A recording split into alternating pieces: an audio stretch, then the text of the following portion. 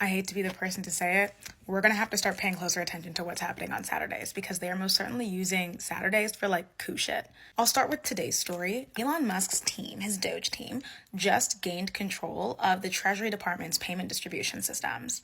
And very notably, it's not clear whether the team, led by Mr. Musk, the world's wealthiest man, has blocked any payments since gaining access to the system. Also, the USAID website went down, I think, like 2 hours ago, which is merely a continuation of what they were doing last weekend, which is shutting off all foreign aid payments to everyone except for Israel and Egypt. It's important to note that that was from a memo separate to what was happening on Tuesday with them shutting down, like, domestic federal aid.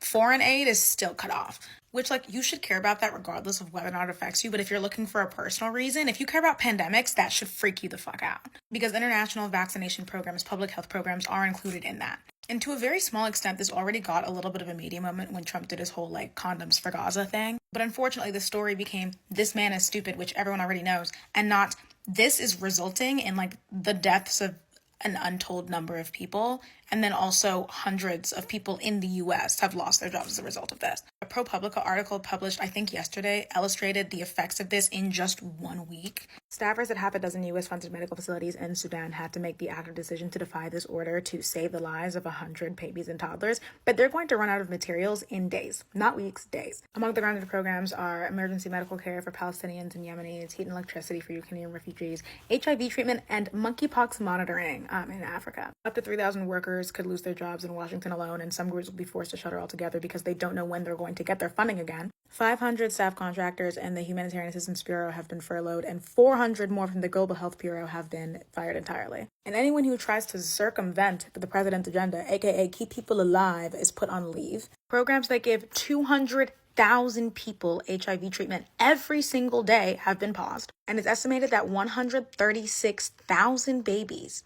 could contract HIV as a result of this, and it might go entirely unmonitored because HIV testing systems have also gone dark. The organization the State Department said they were talking about in Gaza operates one of the only centers for severely malnourished children. Also, there is a new Ebola outbreak in Kampala, Uganda, which I'd like to add is not the same strain that got to the United States that has like a vaccine and everything. It is a different strain of the disease. There's also a similar virus that is spreading in Tanzania right now. We usually fund biosecurity measures. That funding is on hold. This is a separate graphic from the New York Times illustrating the magnitude. Most of the soup kitchens that feed 800,000 people in Khartoum, Sudan, have shut down, and aid workers say about 40 newborns contracted HIV per day in Uganda when the U.S. stopped funding antiretroviral drugs.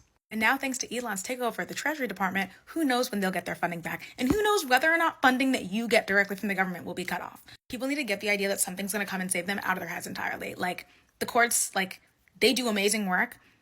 With a coup, I don't think they're going to save you. We really need to start, like, stepping up and acting like our rights and the things that we hold dear are up for grabs, because they most certainly are.